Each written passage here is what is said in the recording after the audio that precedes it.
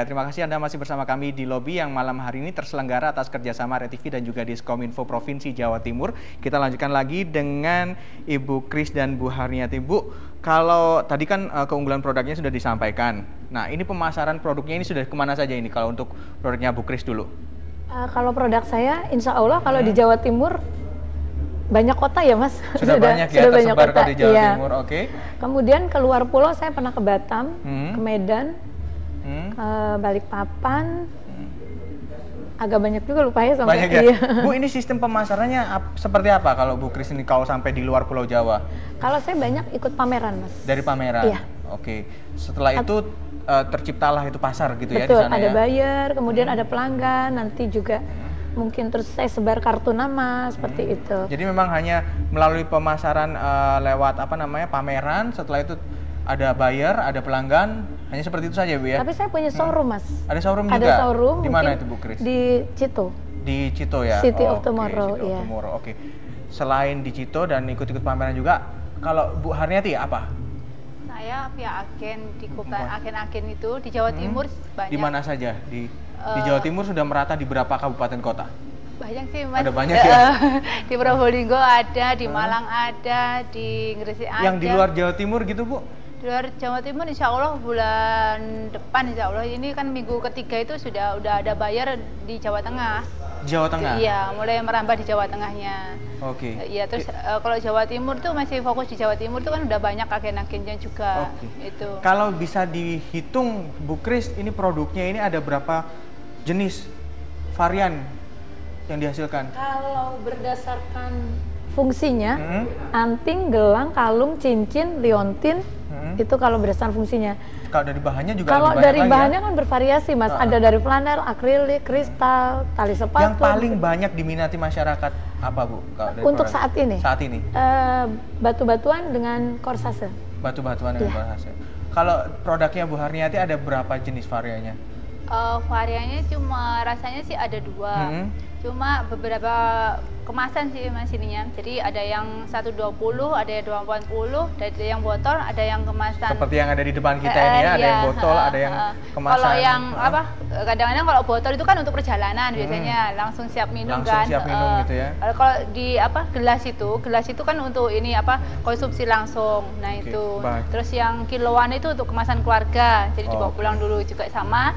Terus kalau yang kecil-kecil 120 itu untuk ini kemasan ada tamu, kemasan lebaran gitu-gitu. Nah kalau berbicara soal omsetnya ini Bu Kris, mau berbagi nggak rata-rata dalam satu bulan ini bisa sampai berapa ini dari bisnis aksesoris ini Bu Kris? Rata-ratanya aja.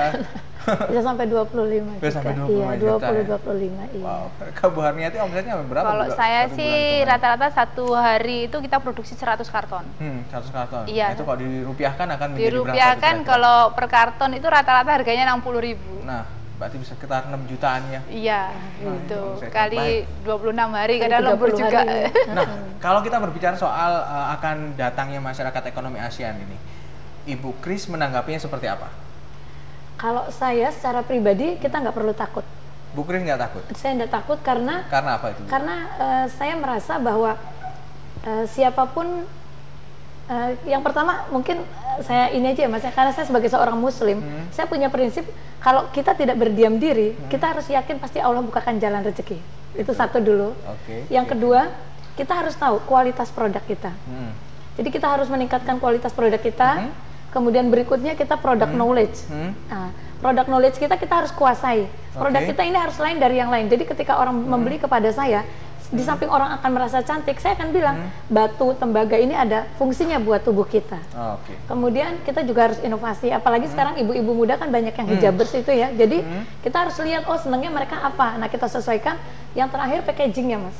Jadi kemasannya bikin semenarik mungkin. Semenarik mungkin karena kemasan itu bisa menunjukkan ini kayaknya keren banget ya. Bisa dibilang Bu Kris ini siap berkompetisi nanti. Betul.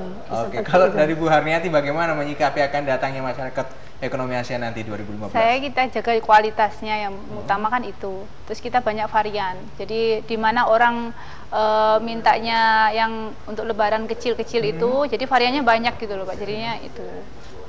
Ada sedikit kekhawatiran, ketakutan atau bagaimana kalau mendengar kata-kata masyarakat ekonomi ASEAN nanti? Kalau kekhawatiran juga iya sih, tapi kan kita yang penting itu tadi. Lebih khawatirnya karena apa sih Bu? Kalau Kan produk luar negeri kan banyak masuk, jadi persaingan kan makin banyak juga kan. Jadi kita ininya kualitasnya harus tetap kita jaga sama kita banyak variannya. Gitu. Kalau biasanya lidah buaya kan monoton di satu varian kan, cuma ini aja ini. Yang original kan, begitu ya? Terus kemasannya ya itu aja kan gitu. Makanya kita ubah kemasannya di mana masyarakat itu permintaannya kayak apa gitu. Oke. Iya. Tetap mengikuti permintaan pasar ya? Iya, tetap mengikuti permintaan pasar di daerah mana mintanya kayak gini ya kita ikuti. Jadi seleranya masyarakat kayak apa. Untuk gitu. menghadapi nanti juga masyarakat ekonomi ASEAN, sejauh ini yang ibu-ibu rasakan sebagai pelaku usaha UKM, IKM gitu, sejauh mana sih peran dari pemerintah yang sudah ibu rasakan sendiri kalau Bu Kris? Kalau buat saya terus terang sangat berterima kasih kepada pemerintah karena selama ini untuk menyongsong MEA, masyarakat ekonomi ASEAN, kita pelaku usaha dari UKM gitu, sering diajak semacam kayak pelatihan, seminar, sosialisasi, dan banyak kesempatan-kesempatan seperti pameran gitu kan. Jadi juga kita dikenalkan bahwa MEA itu seperti apa, sehingga ya mungkin wajar lah kalau rasa khawatir, tetapi gitu ya. Tapi bagaimanapun juga kita sudah dibekali. Tapi yang jelas saya sangat berterima kasih dalam hal ini kan seperti Disperindak Kabupaten dari Sidoarjo atau Disperindak dari provinsi, Dinas Koperasi, Dinas Perekonomian, mereka tuh memberi kesempatan kepada kita untuk memberikan semacam kayak seminar, pelatihan, terus sosialisasi seperti itu. Dan yang jelas kita harus merasa bahwa produk Indonesia tuh tidak kalah gitu loh dengan produk dari luar, karena mindset seperti itu tolong dirubah dari masyarakat Indonesia juga. Kalau Bu Harniati bagaimana? Sama, banyak pelatihan yang kita dapatkan itu Pak dari pemerintahnya, jadi dari kabupaten, dari provinsi. Supportnya sudah apa saja, dalam bentuk apa saja Bu Harniati? Pameran, terus dari segi modal juga iya. Jadi dari apa ini pelatihan itu kita jadi tahu, oh modalnya harus larinya ke sini harus gitu. Jadi minta bantuan dari pemerintah, larinya harus ke sini gitu, minta ininya itu. Oke, berarti bisa dibilang tidak lepas tangan begitu ya pemerintah dalam apa menyikapi MEA ini nanti pelaku usaha juga digandeng, dibina begitu ya. Sangat. Oke. Kalau untuk memproteksi produk Anda sendiri nanti, jika nantinya akan ada membanjirnya produk-produk asing, bagaimana cara Anda memproteksi produk-produk Anda Mas agar nanti bisa tetap bersaing gitu? Sedikit aja Bu Kris. Ya dari kualitas itu. Kualitas Mas. itu. Ya. Sama kualitas dan ini apa beberapa varian. Inovasi. Ya. Nanti di segmen selanjutnya kita akan lanjutkan lagi, ada perwakilan dari pemerintah yang akan datang juga bersama kita. Jadi pemirsa tetaplah bersama kami di Lobby, kami akan segera kembali sesaat lagi.